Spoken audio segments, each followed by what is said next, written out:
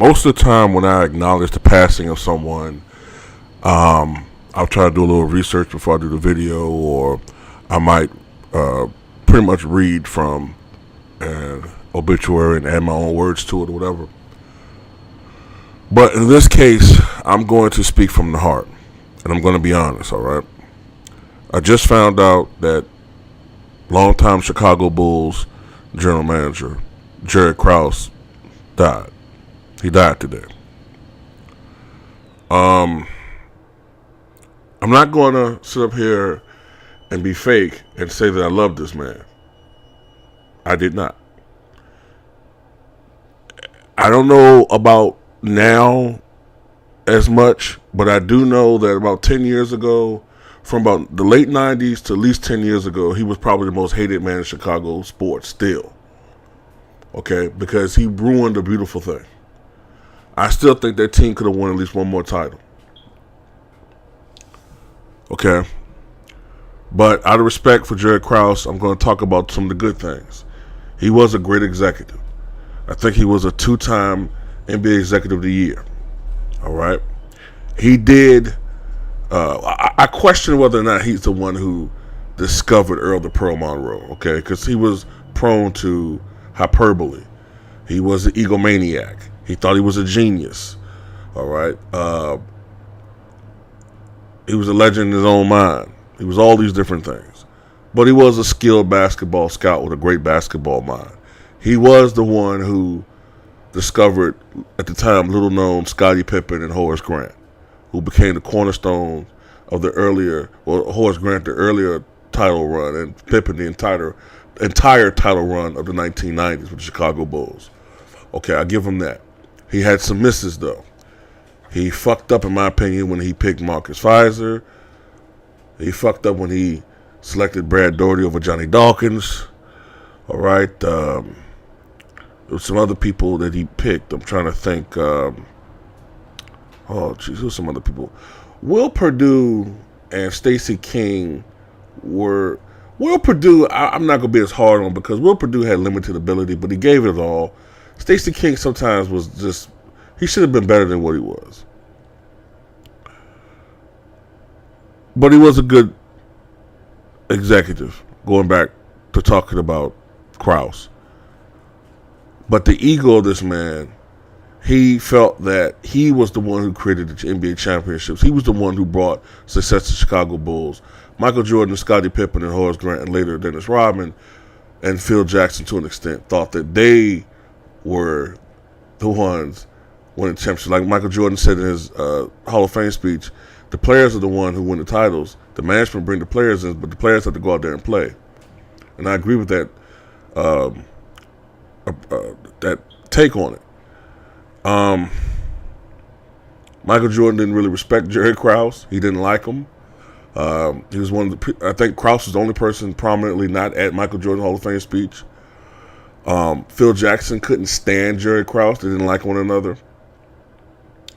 But what I most remember about Jerry Krause, and what I hold a grudge against him for so long, is that he was the one who broke up the title team. The Last Dance, 97, 98, all Bull fans. Jordan didn't want to retire. Scottie Pippen, while he was frustrated and he wanted more money, because it was ridiculous that Pippen only made $800,000 that entire season. That's ridiculous.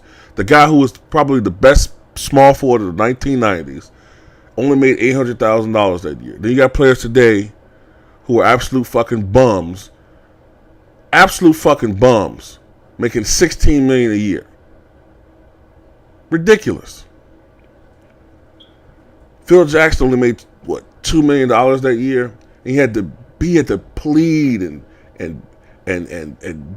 and bitch to get that. Because Jerry Krause, I think, vowed that no coach would make $1 million a year under the Chicago. There was some... I'm telling you, I don't like Chicago Bulls management, man. And I think, even though I'm a Chicago Bulls fan, and it pained me to see us lose after the title years, the one silver lining was it proved Michael Jordan incorrect, because Jerry Krause thought that he could just blow that team up and he could build another championship team off of his brilliance. Why in the fuck did this guy pick? What was the guy named? Tim Floyd, the coach from Iowa, I think. I'm like, what the fuck are you doing picking this dude? And it blew up in his face. I think he retired, 2003? You know, and he just kind of faded to obscurity. And I'm sorry the guy passed away. I really am. I'm sorry. I think yesterday I talked about holding grudges. So, the guy's dead now. So, I don't hold any animosity toward him anymore, I'm sorry, that I know it hurt him that he ended up being hated in Chicago.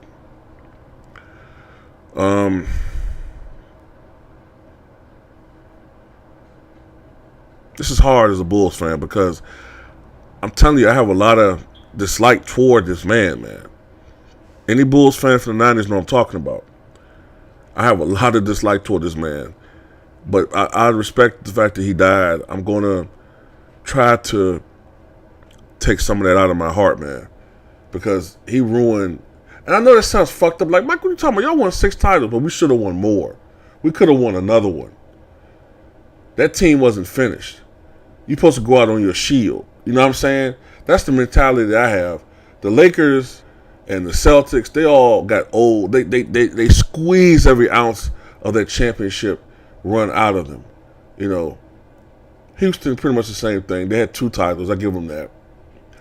We could have won. I think if we stayed together in 99, we would have won one more title.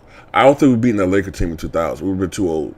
But I think we could have beaten that Spurs team in 99. If that Knicks team could make it to the finals, even though they lost in 5, most of those games were semi-competitive, I can see the Bulls beating that Spurs team. Even though I think it would have been a low-scoring defensive struggle, I can see Jordan, Pippen shooting pretty low percentages in a series like that. But I still think that we would have held the edge in the 50-game schedule. I think we would have probably finished something like 40-10 or some shit like that. We would have had the best record in the NBA. And I think we would have won our 7th title. I really do. I really believe in my heart that the Bulls would have won one more title. But Jerry Krause died today at the age of 77. And he will be remembered as one of the great, if not flawed, executives in NBA history.